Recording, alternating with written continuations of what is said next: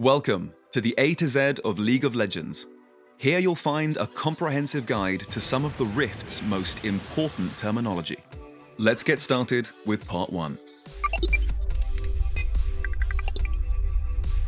In League of Legends, each champion in the game has 4 core abilities at their disposal.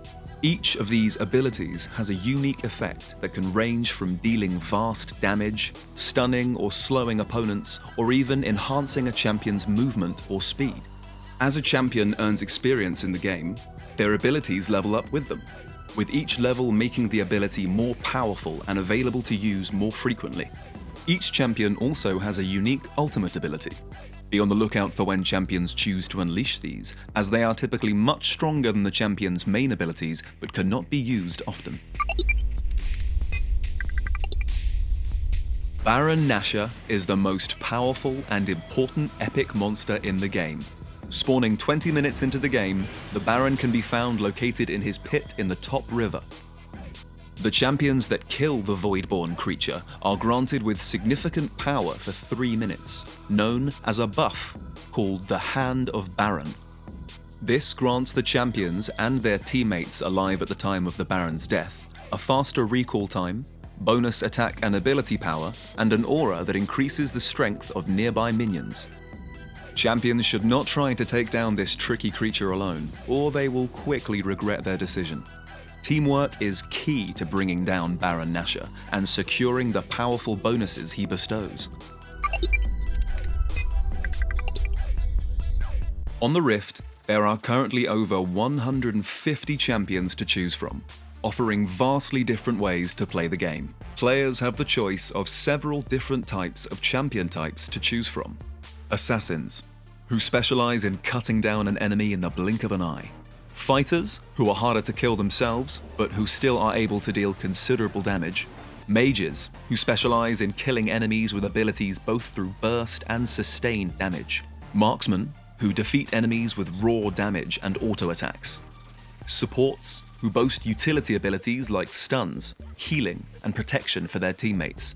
And lastly, the tanks, who are tough to kill and who play with the objective of absorbing as much damage as possible from the enemy team.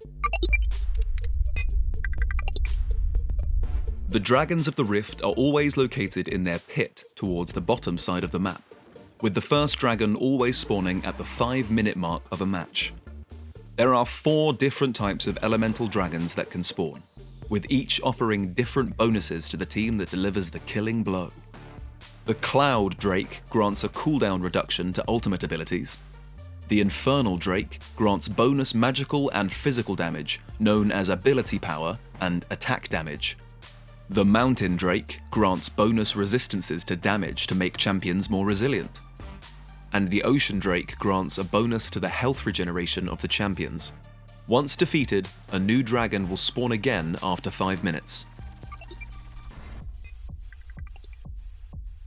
Once one team of champions has defeated 4 dragons on the Rift, they are able to claim the Dragon Soul, and no more elemental drakes will spawn. Instead, after 6 minutes has elapsed, the Elder Drake will emerge. This Drake is much harder to kill and deals much greater damage to champions, proving a much greater challenge. The team that secures the kill on the Elder Drake will receive the reward known as Aspect of the Dragon. This buff lasts for 150 seconds and causes all damage from champions to inflict a short burn effect on enemies that deals true damage that ignores resistances. However, the most powerful trait of Aspect of the Dragon is its ability to execute any enemy champions below 20% health when in range. On the Rift, farming is the term used to describe the killing of enemy minions and neutral monsters, who are collectively known as creeps. Through farming, a champion gains the majority of their experience and gold that is vital for success on the battlefield. Each time a minion or monster dies near a champion, they gain XP. This allows champions to level up after gaining a certain amount of XP, unlocking further abilities and improving their health, mana, resistances, and damage. This gold may then be used to buy powerful items at the shop, meaning no champion can hope to succeed on the Rift without a steady supply of gold in their pocket. Far and above all, the most important resource in League of Legends is gold. There are many ways in which players can earn gold, including the killing of minions and monsters, destroying enemy towers, and defeating enemy champions. Not every minion is equal, as the gold rewarded from the killing blow varies depending on their type. Cannon minions provide the greatest reward, followed by melee minions, with caster minions providing the least gold. Killing the first enemy of the game, known as First Blood, is also greatly rewarded, granting 400 gold for the kill and 150 for any champion who assists. As a champion secures consecutive kills, they become a valuable target for the enemy by providing a bounty bonus to the champion that can shut them down. The more consecutive kills a champion has, the bigger the bounty. As a new player or viewer, there can be lots of information to look at on screen on the HUD, commonly known as the heads-up display. At the top of the HUD, you can see the number of towers destroyed, total team gold, and the number of kills each team has secured for both the blue and the red side teams. Below this, you can find the number of dragons each team has killed and which elemental type they were. Moving on, we can see on the left and right-hand side of the screens the champion information for each team. This includes ultimate cooldowns, champion levels, summoner spells, and rune keystones. Finally, at the bottom of the screen, a handy scoreboard that shows the number of minions killed, each champion's kills, deaths and assists, the item each champion currently has, and their trinket of choice. Alongside this is their individual vision score, an indicator of how many friendly wards they have placed and how many enemy wards they have destroyed. In League of Legends, items are the backbone of increasing a champion's strength and power. As a player earns gold throughout the game, they are able to visit the shop located at their spawn to spend their gold. The type of items a champion will buy is determined by the champion and role they are currently playing, as they look to enhance the attributes that will give them an edge over their opponent. Tank champions, who look to soak up most of the damage from the enemy team, will build items which increase their health and resistances to physical and magic damage. The damage dealers on each team will build items that kill their enemies faster by increasing their damage or ignoring resistances, while the support role of each team will build items that help them protect their allies and inhibit the enemy's ability to dish out damage. On the Rift, each team has one team member that is dedicated to farming the jungle, known as the jungler.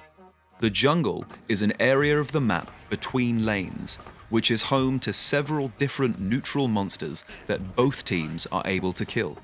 Each team, both red and blue, has a jungle that consists of the same 6 different monster camps. The jungle layout is the same for both teams, but is flipped 180 degrees for each team. Killing jungle camps is crucial for champions in gaining gold and experience. The most important camps in the jungle, and therefore most hotly contested, are the 2 blue sentinel camps and the red brambleback camps. This is due to the buffs that these camps provide. The red brambleback buff, known as red buff, grants a champion a small increase to health regen and basic attacks that slow the victim and deal true damage over time. The blue sentinel buff, known as blue buff, grants a champion increased mana and energy regeneration and a small increase to cooldown reduction. KDA refers to the way in which you as the viewer can easily determine how strong a player is at any given time. In-game, KDA stands for kills, deaths, and assists. Generally, any champion with many kills and assists and a low number of deaths is performing well. If the opposite is true, where a champion has low kills and assists and a high number of deaths, they are likely to be weaker than their opponent. You can see the KDA at the bottom of the screen for each player, as well as the champion's items and the number of monsters and minions they have killed. The Summoner's Rift boasts 3 different lanes, 3 distinct channels on the map, known as the bot lane, mid lane, and top lane. Each of these lanes has a wave of minions pushing down the lane every 30 seconds, from both the red and the blue sides of the map.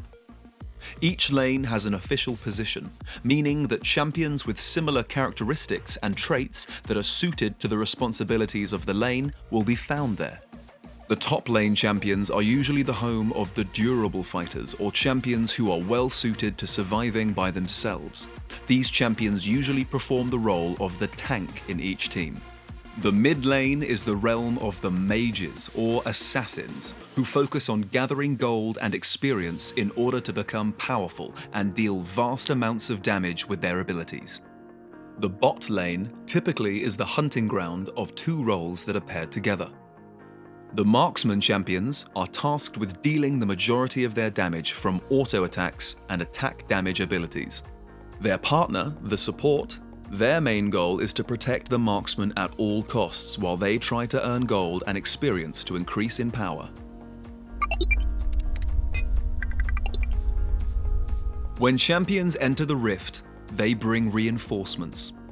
Little creatures, more commonly known as minions, will spawn from both the red team and blue team bases and hurtle down each one of the 3 lanes to fight to the death. Minions will attack any enemy champion, enemy minions, or enemy towers that stand in their way. Each spawn of minions, commonly called a wave, is comprised of 3 melee minions and 3 ranged minions, known as caster minions. For the first 15 minutes of the game, 1 siege minion, a much stronger ranged minion, will spawn every 3rd wave. This minion offers more gold to the champions, and the frequency of siege minions increases as the game progresses. There is one last minion to let you know about. When one team destroys the enemy's inhibitor in their base, they'll be able to call upon the help of super minions, who will join the waves of minions in that lane, seeking to destroy the enemy nexus. Once all 3 inhibitors are destroyed, 2 super minions will join their fellow minions in each wave. Victory!